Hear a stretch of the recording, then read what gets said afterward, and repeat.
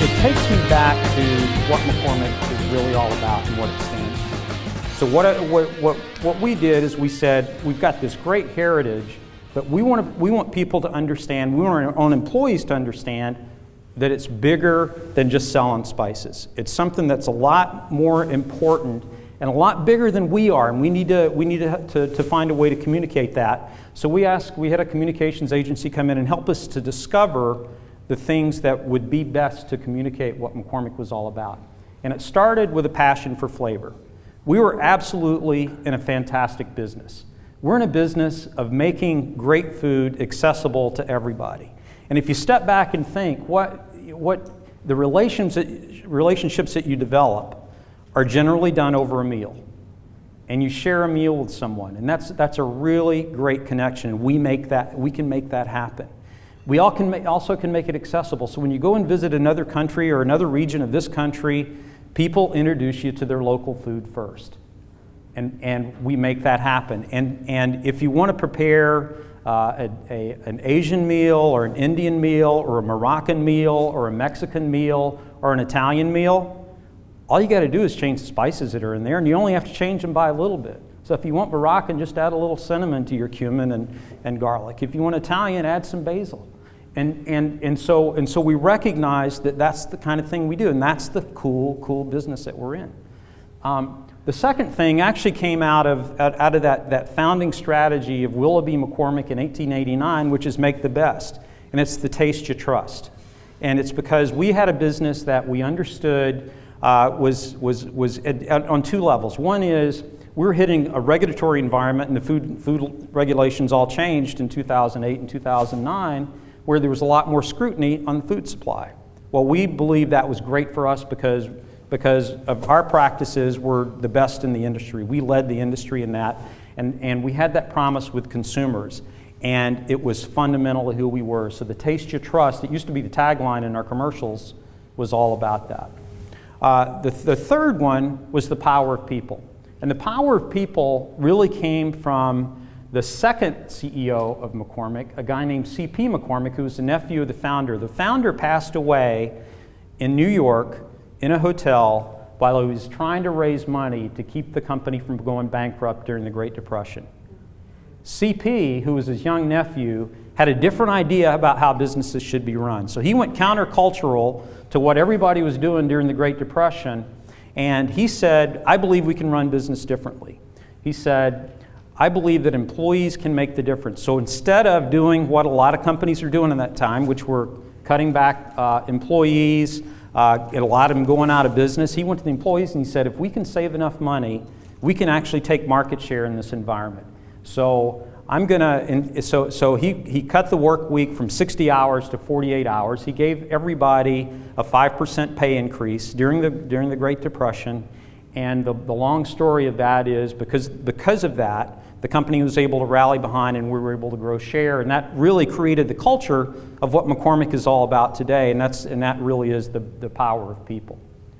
The other key principles, and one that there's driven to innovate, and I can talk about our new products like crazy. I won't do that in the interest of time. But the other is performance-led, or purpose-led performance, which is in order to be in business, you have to make money. None of us are going to stay in business for any length of time if we're not profitable.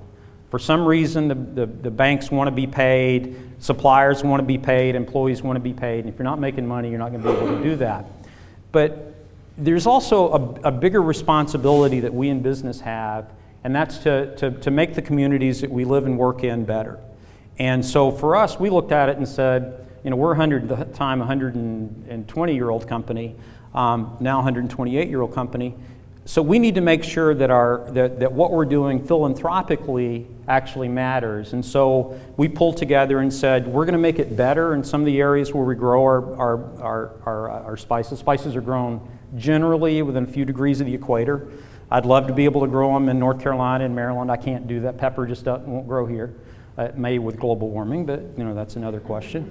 But so we wanted to help in the environment where we live. So we created schools in Madagascar, and the incentive for a kid to come to school is we give them a bag of rice at the end of the week if you come to school for 5 days. We created health clinics in Turkey and in India and in a number of the markets where we compete in order to kind of help and make the communities better. We also do the same kinds of things in our communities in the U.S.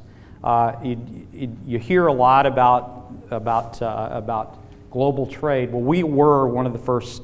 Our industry is one of the first initiators of global trade, and we think that is extremely important and valuable. We have to do it because we aren't moving the equator, at least last I checked, and so we have to do that. But we package our products and make our products in the markets where we sell them. So most of the stuff that's sold in the United States is made, packaged in Hunt Valley, Maryland. Most of the stuff that we sell to Frito-Lay and all of our food service customers are made in Dallas, Atlanta, and South Bend, Indiana. And the stuff that we sell in China, we get a great business in China. It's our second largest market outside the United States. We have a $500 million business in China. We make that and sell it in Shanghai and in Wuhan. So that's kind of our model. Is we want to be local and we want to provide what people are looking for local. Now, why is that part of an important to the small business? Kind of an interesting story of a company that has had success and grown from a single entrepreneur all the way to a big business.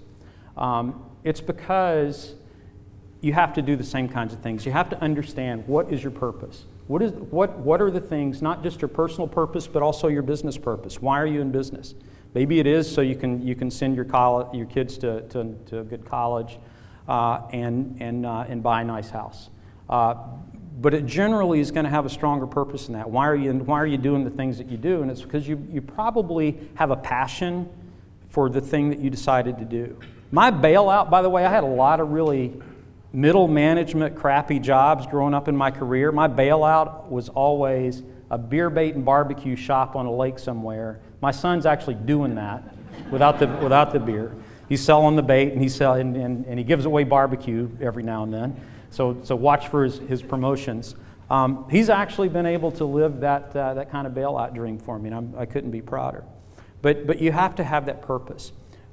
You have to be, just like we do, we have to be involved in our community to have people that want to work for our company, but also that want to buy from us.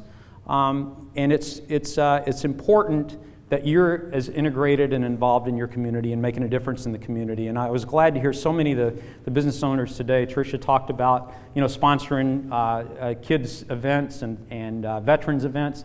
I absolutely support, go sponsor a kids baseball team, football team, a soccer team, whatever, a veterans event, a big brothers, big sisters thing. That's really important because it makes you part of the community. And as Ryan talked about, have somebody you can bounce ideas off.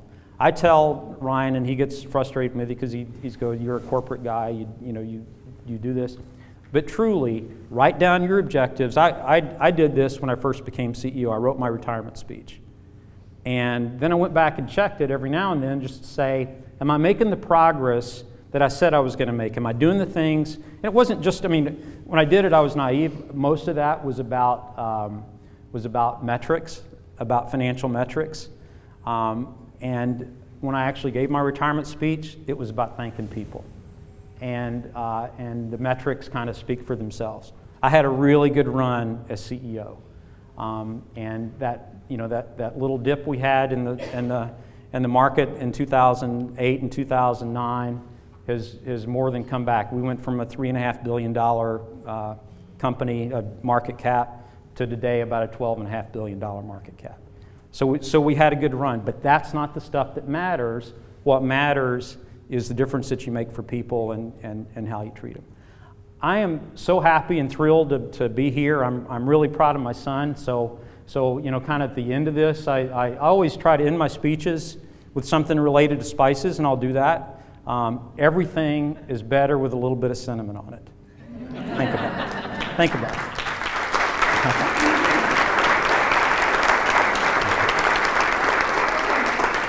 And one last point is take the time to have fun and learn how to fly fish. Thanks, Joe. Alan, thank you so much. I know we're tired, we're ready to go. I just want to say this.